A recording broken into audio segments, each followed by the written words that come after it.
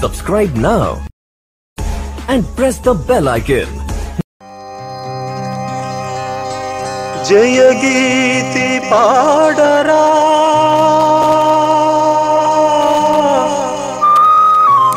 जय ध्वनि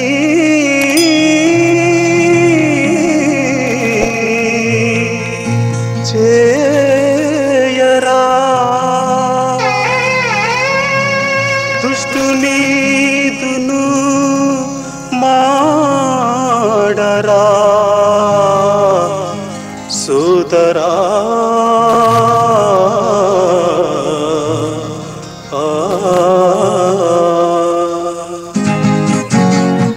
ప్రభుని సువార్త చాట పదవేర ముందుకు ప్రభుని సువార్త చాట పదవేర ముందుకు కష్ట నష్టాలెన్ని వచ్చి కలవరంబు కల్గినా ప్రభుని సువార్త చాట పదవేర ముందుకు ప్రభుని సువార్త చాట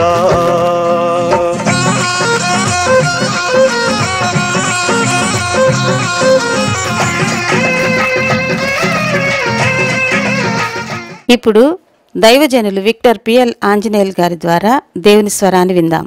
యెషయా గ్రంథము 6వ అధ్యాయము. ఆమె తన వాక్యమును ఆరాధన సమయంలో సార్థకం చేయనుగాక. ఆమె హల్లెలూయా.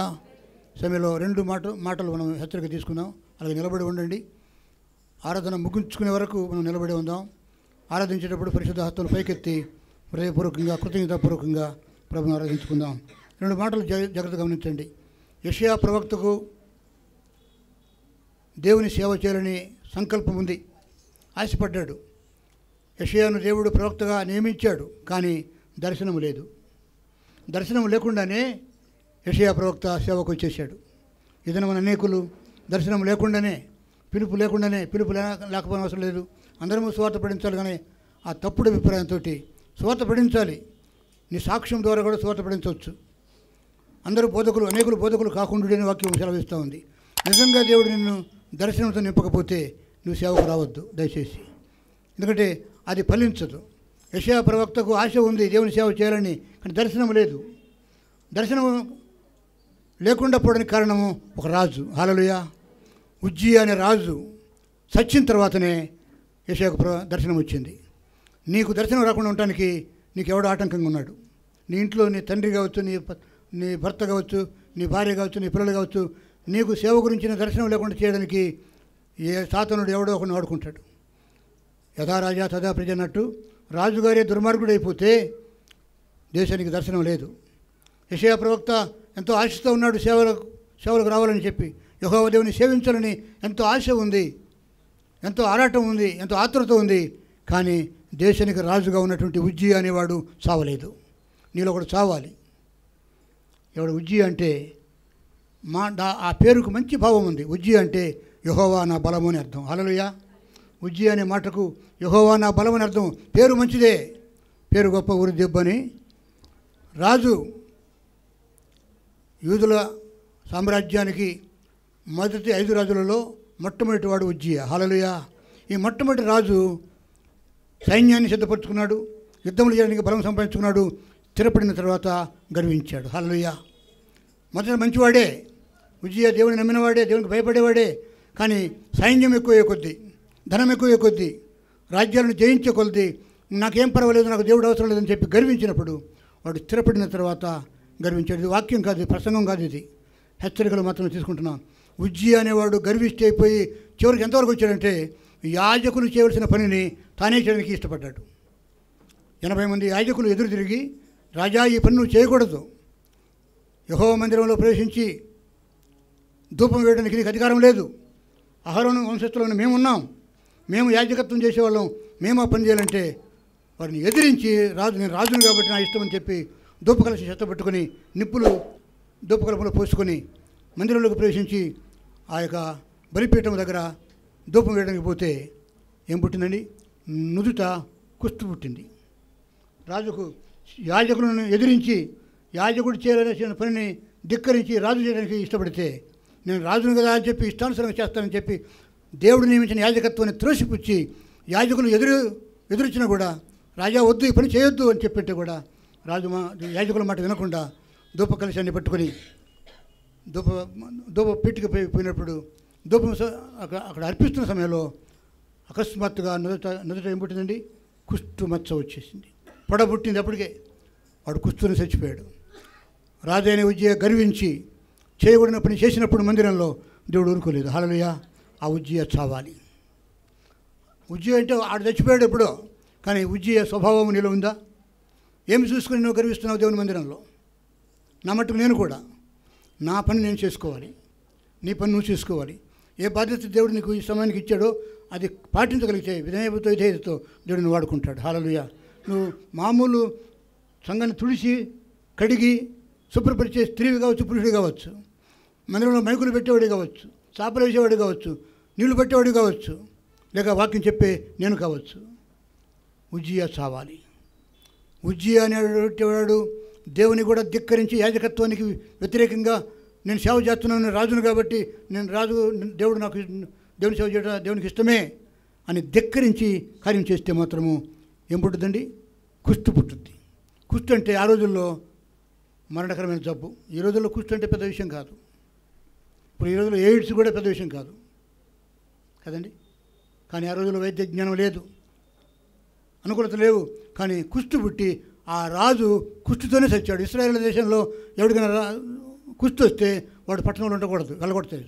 రాజు అయినా పర్వాలేదు, వెళ్ళగొట్టడమే. నశించాడు. ఈ దినమున నీ జీవితంలో, నా జీవితంలో ఉజ్జియా అనేవాడు ఉంటే వాడు చావాలి. ఆ ఉజ్జియా జీవించేంతకాలం నీకు దర్శనం ఉండదు. యెషయా ప్రవక్తకు ఉజ్జియా చూడండి ఆ మాట, రాజైన ఉజ్జియా మృతి నొందిన సంవత్సరమున అత్యున్నత సింహాసనం మందు ప్రభు ఆసీనుడు ఉండగా నేను చూచానని చెప్పి యెషయా ప్రవక్త ప్రవేశిస్తూ ఉన్నాడు. యెషయాకు పిలుపు ఉంది అని గ్రహించాడు, సేవ చేయాలని ఆశ ఉంది, కానీ దర్శనం లేదు. ఈ దినమున నా మట్టుకు నేను దర్శనం లేకుండా మీ మధ్య సేవ చేస్తే నా సేవ ఫలించదు. అయితే నాలోనే ఒక ఉజ్జియా ఉంటే వాడు చావాలి. గర్వము, అతిశయము, నీకంటే నేను గొప్ప, నాకంటే నువ్వు గొప్పని ఒకరికంటే ఒకరిని హెచ్చించుకోవటము, దేవుని కంటే గొప్ప వాళ్ళమన్నట్టుగా మనము పిలుపు లేకుండానే, దర్శనం లేకుండానే, లేక అభిషేకం లేకుండానే, ఆహ్వానం లేకుండానే, లేక అర్హత లేకుండానే చేయకుండా పని చేస్తున్నావా? జాగ్రత్త. మనందరం సాక్షులమే, మనందరం దేవుని సువార్త ప్రకటించవచ్చు, కానీ ఎవరి సరిహద్దుల్లో వారు ఉండాలి. ఎవరి హద్దుల్లో వారు ఉండి నీకు అప్పగించిన సేవను చేయి, దేవుడు నిన్ను వాడుకుంటాడు. ప్రభువును సాధించను గాక. అయితే అక్కడ ఏం జరిగిందంటే, ఎప్పుడైతే యెషయాకు దర్శనం కలిగింది, ఆ దర్శనం ఏమనంటే దేవదూతలు, కెరూపులు, శరూపులు దేవుణ్ణి పరిశుద్ధుడు అని చెప్పి పొగుడుతున్నారు, కీర్తిస్తూ ఆరాధిస్తున్నారు. అయితే దేవదూతలు ఎలా ఆరాధిస్తున్నారంటే, కెరూపులు అంటే వారు ఎత్తైన వారు మహిమా స్వరూపులు, ఆత్మరూపులు. వారు మగవారు కాదు, ఆడవారు కాదు. దేవదూతలకు లింగ భేదం లేదు. శరూపులు దేవునికి కాపలా ఉండేవారు. వారికి ఎన్ని రెక్కలు ఉన్నాయంటండి? 6 రెక్కలు ఉన్నాయంట. 2 రెక్కలతో ముఖం కప్పుకొని, 2 రెక్కలతో మరి కాళ్ళు వాళ్ళకు ఉన్నటువంటి ఆకారం అంతా కప్పుకొని 2 రెక్కలతో ఎగురుతూ దేవుని సూచిస్తున్నారంట. ఇది మనం నువ్వు దేవుని దగ్గర కప్పుకోవాలి. నీ శరీరాన్ని చూపించుకుంటూ విచ్చలవిడిగా నీవు దేవుని సూచిస్తే కుదరదు. దేవుని మందిరంలో జాగ్రత్తగా, నీ వస్త్రములు జాగ్రత్త, నీ ముసుగు జాగ్రత్త. స్త్రీ అయితే నీ ముసుగు జాగ్రత్త, పురుషులైతే నేను ఏమేమి కప్పుకోవాలో కప్పుకో. దేవుని దగ్గర అన్నీ చూపించని అవసరం లేదు. హల్లెలూయా! దేవదూతలే కప్పుకుంటే నువ్వెంత నేనంత. ఈ దినమున దేవుని సన్నిధిలో నువ్వు దేవదూత వలె స్తుతించాలి. వాళ్ళు 6 రెక్కలు పెట్టుకుని 2 రెక్కలతో శరీరాన్ని కప్పుకొని, 2 రెక్కలతో ముఖము కప్పుకొని, 2 రెక్కలతో ఎగురుతూ దేవుని సూచిస్తున్నారు. నీ నోరేమైంది? నీ నాలుగు ఏమైంది? స్తుతించేవారే స్తుతిస్తారా? ప్రార్థించేవారు ప్రార్థిస్తారా? పాడేవారే పాడతారా? దేవుడు మీకు ఇచ్చిన తలంతుని వాడుకోవడానికి ఇష్టపడరా? మొదట దర్శనం కావాలంటే ఒకడు చావాలి. గర్విష్టి అనేవాడు నీలో ఉంటే వాడు చావాలి. ఎందును బట్టి నువ్వు గర్విస్తున్నావో ఆ గర్వం చావాలి. ఆ తర్వాత దర్శనం వచ్చినప్పుడు ఎలా దేవతలు స్తుతించారో అటువంటి స్తుతి ఆరాధన చేయాలి ఇక్కడ. అంతేగాని ఏదో వచ్చాము పోయామని అంటే దేవునికి మహిమ లేదు. ప్రభును సాయించును గాక. ఆమెను. హల్లెలూయా. ప్రభును స్తుతిద్దామా? పరిశుద్ధాత్మల పైకెత్తండి. ఈ సమయంలో నాతో కలిసి మాటలు చెప్పండి. ఈ పాట చిన్న స్లోగన్ పాడండి. ఆ తర్వాత పురుషుల నుంచి ఒకరు, స్త్రీల నుంచి ఒకరు ప్రభుని ఆరాధిద్దాం. అందరము నిలబడిన వారందరూ నిలబడండి. పరిశుద్ధాస్తుల పైకెత్తి ప్రభువును స్తుతించండి. హల్లెలూయా.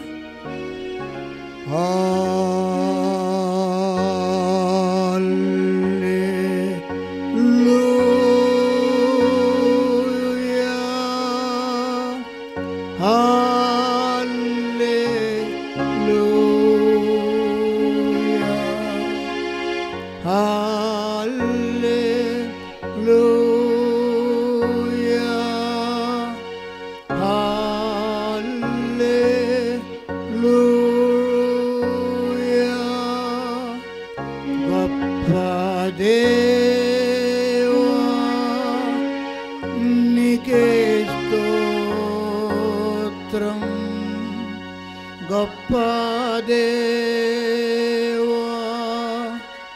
నీకే స్తోత్రం. ఆత్మదేవా నీకే స్తోత్రం. ఆత్మదేవా నీకే స్తోత్రం.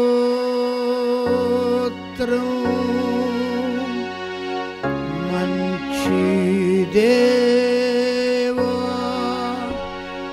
నీకే స్తోత్రం. మంచి దేవా నీకే స్తోత్రం. ప్రేమైన దేవుని పిల్లరా, మన కష్టములలో, నష్టములలో, బాధల్లో, భయాల్లో కూడా ప్రభువును స్తుతించుటకు మనకు కారణం ఉంది. ఆయన ఇచ్చిన గొప్ప రక్షణను బట్టి మన పాపములు క్షమించి నిన్ను జగదీశ శ్రీ యేసమా రక్షణకర్త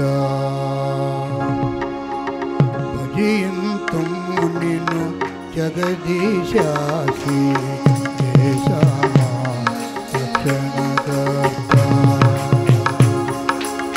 శరణు శరణు మా దేవ యెహోవా, శరణు శరణు మా దేవ యెహోవా, మహిమాన్విత చిర జీవనిధి. శరణు శరణు మా దేవ యెహోవా, మహిమాన్విత చిర జీవనిధి. భజింతుము నిన్ను జగదీశ శ్రీ యేసమా రక్షణకర్త. భజింతుము నిన్ను జగదీశ శ్రీ యేసమా రక్షణకర్త. విమల శరాపులు దూతగణంబులు చూడగలేని తేజోనిధివే. విమల శరాపులు దూతగణంబులు చూడగలేని తేజోనిధివే. మాయగములకై సిలువమ్రానుపై దీనుడవై మరణించితివే. మాయగములకై సిలువమ్రానుపై దీనుడవై మరణించితివే.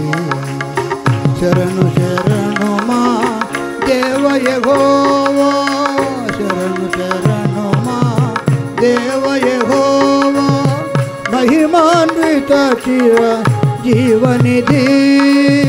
శరణు శరణు మా దేవ యెహోవా, మహిమాన్విత చిర జీవనిధి. భజింతుము నిన్ను జగదీశ శ్రీ యేసమా రక్షణకర్త.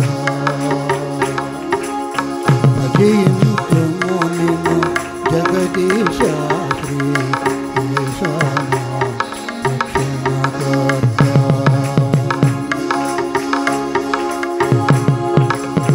ప్రప్రథముడ మరి కడపటివాడా, మృతుడై బ్రతికిన నిరత నివాసి.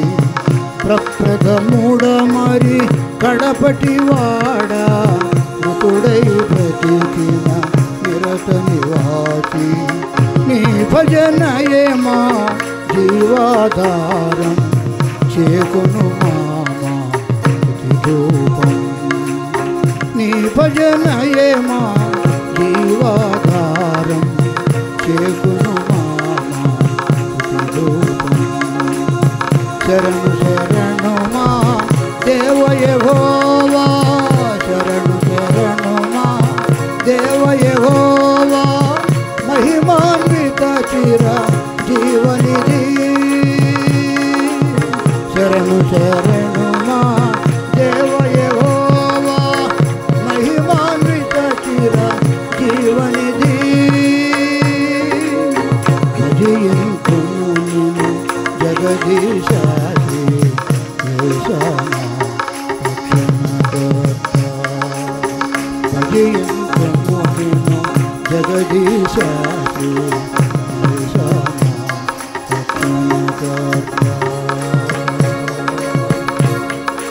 హల్లెలూయా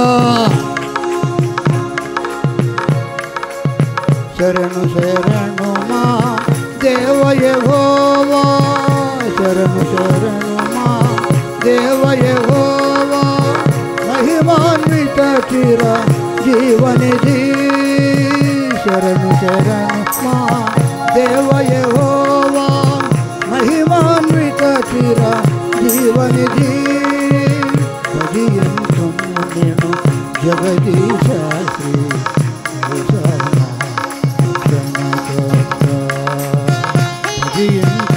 నేను జగదీశాసి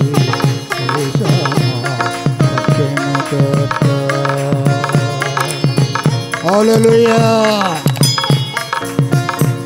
దయచేసి స్తుతించి ఆరాధించి వాక్యం వెళ్ళిపోవడండి ఆత్మదేవుడు మన మధ్య బలంగా సంచరిస్తున్నాడని మనల్ని నింపుతున్నాడని గ్రహిద్దాం స్తోత్రాలు మన ఆరాధన వ్యర్థం కాదు మన భక్తి వ్యర్థం కాదు మన ప్రేమ మన నీతి మన విశ్వాసం వ్యర్థం కాదు hallelujah Jesus Holy Spirit of God యేసు స్తోత్రం